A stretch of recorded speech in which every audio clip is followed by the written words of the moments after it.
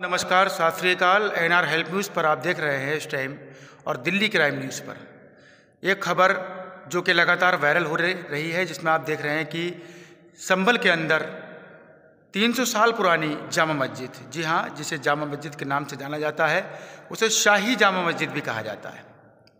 और इस मस्जिद को लेकर लगातार मीडिया में, अखबारों में चर्चित मामले सामने आ रहे हैं, जिसमें सबसे ज़्यादा चर्चित मामला जब हुआ जबकि 5 लोगों को, 5 मासूम लड़कों को गोली मारकर मौत के घाट उतार दिया गया।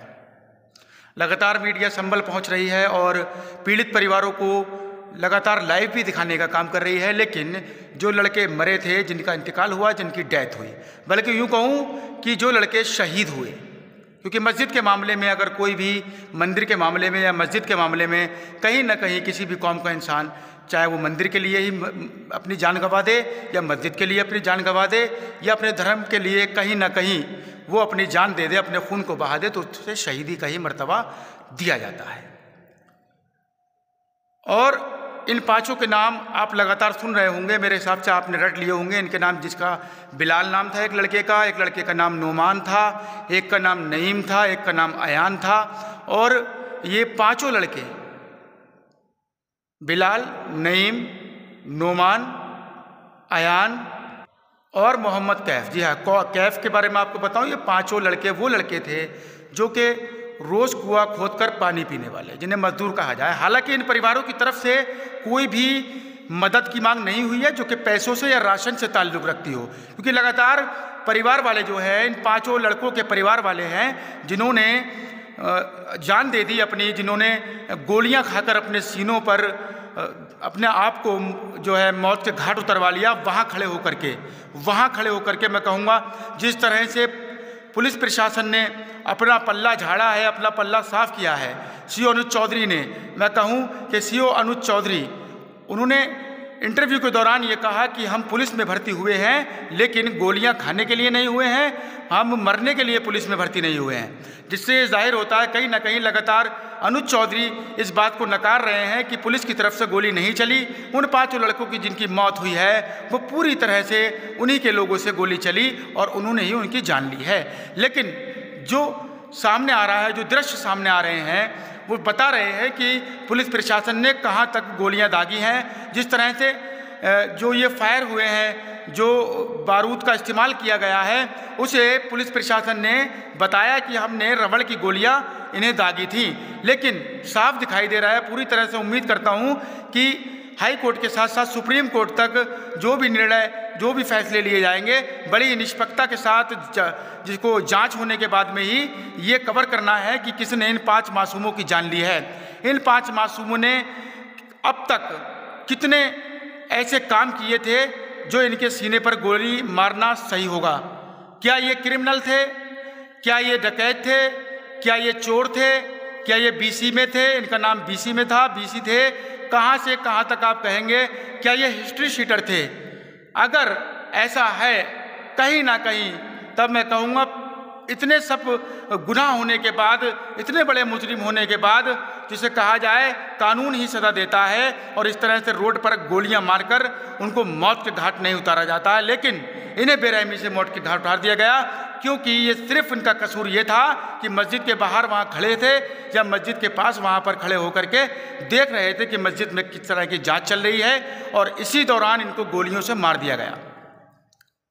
अब परिवार वालों की जो मांग है वो ये है कि हमें सिर्फ इंसाफ चाहिए। जिसने हमारे बच्चों को गोली मारी है, जिसने हमारे बच्चों को मौत के घाट उतारा है, हमें इंसाफ चाहिए, उसे फांसी चाहिए, उसको सज़ा होनी चाहिए, तभी हमें सुकून मिलेगा। हालांकि सोशल मीडिया पर आप लगातार देख रहे हैं संभल का मामला।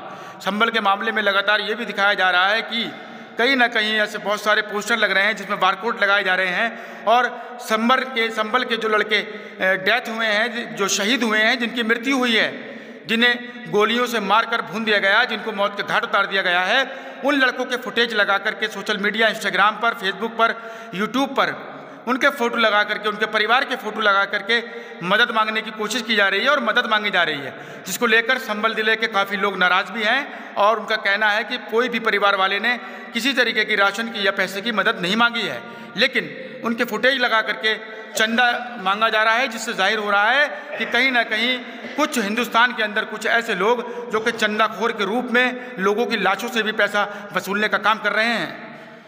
हिंदुस्तान लाइव पर फरहान याहिया अभी लाइव आ रहे थे, मैंने देखा, उसमें उन्होंने संभल जाकर एक वीडियो क्लिप तैयार किया जिसमें दिखा रहे हैं कि वहाँ के लोग ये कह रहे हैं कि चंदा जो लोग मांग रहे हैं वो गलत कर रहे हैं। और उन्होंने कार्रवाई की भी मांग की है कि जो लोग परिवार के फ़ोटो लगा करके ये कह रहे हैं कि इन परिवारों को मदद की जाए, ऐसा कुछ नहीं है। किसी भी परिवार ने कोई भी पैसे की या राशन की मदद नहीं मांगी है, लेकिन इस तरह के चंदाखोरों से आप सावधान हो जाएं, अपने पैसों को बिल्कुल ज़ाया न जाने दें।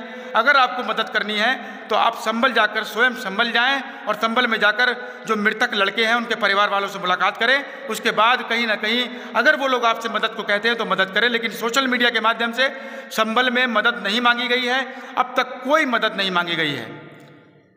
मैं आपको बता दूं, संभल के अंदर जिन 5 लड़कों की मौत हुई है, जिन्हें गोली मारकर मौत के घाट उतारा गया है, वो 5 लड़के गरीब जरूर थे, लेकिन उनके परिवार वालों ने किसी भी प्रकार से कोई मदद नहीं मांगी है। सिर्फ और सिर्फ उन परिवार वालों ने जो मदद मांगी है वो ये मांगी है कि हमारे बच्चे हमें छोड़कर चले गए, हमारे बच्चों को मौत के घाट उतार दिया गया, हमें इंसाफ चाहिए। जिन्होंने उनके सीनों पर गोलियाँ दागकर उन्हें मौत के घाट उतारा है, जी हाँ, मैं बात कर रहा हूँ अयान की, नईम की, नोमान की और कैफ, और साथ में एक लड़का और है, मैं इन सब की बात कर रहा हूँ जिसका नाम बिलाल भी है। इन 5 को मौत के घाट उतारा गया है संभल के अंदर, और ये जो हत्याएं हुई हैं ये मस्जिद के नाम पर हुई हैं।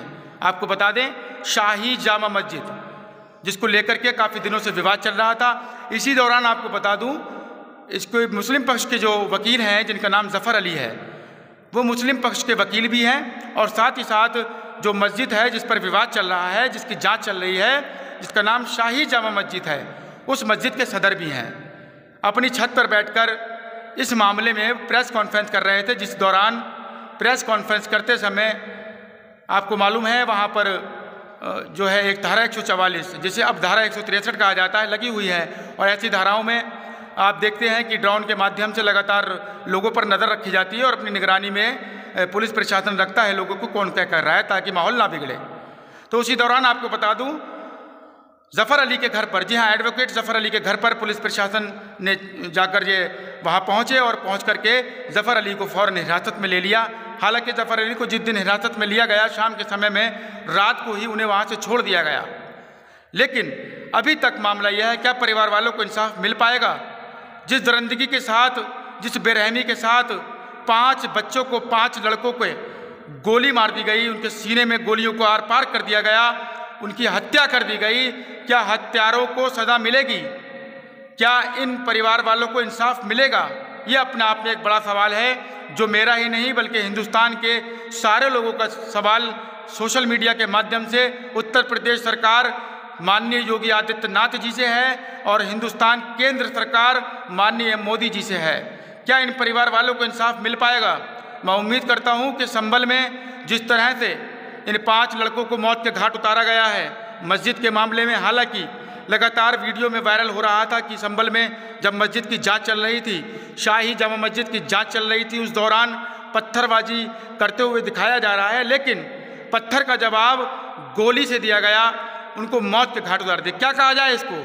अगर जिस तरह से परिवार वालों का आरोप लग रहा है और लगातार ज़फ़र अली एडवोकेट ने भी बताया कि पुलिस के द्वारा गोली चलाई गई थी, तो इसको क्या समझा जाए? अगर पुलिस ने इन 5 लड़कों को एक गोली मारकर इन्हें मौत के घाट उतारा भी है, तो ये कहा जाएगा कि कहीं ना कहीं पुलिस प्रशासन अपना खौफ आम आदमियों के दिलों में पैदा कर रहा है, या सिर्फ मुस्लिम समुदाय के लोगों में अपना खौफ पैदा कर रहा है। अगर पुलिस प्रशासन की तरफ से गोली चली है, लेकिन इसे साबित करना कोई बड़ी बात नहीं होगी सुप्रीम कोर्ट की तरफ से या हाई कोर्ट की वजह से।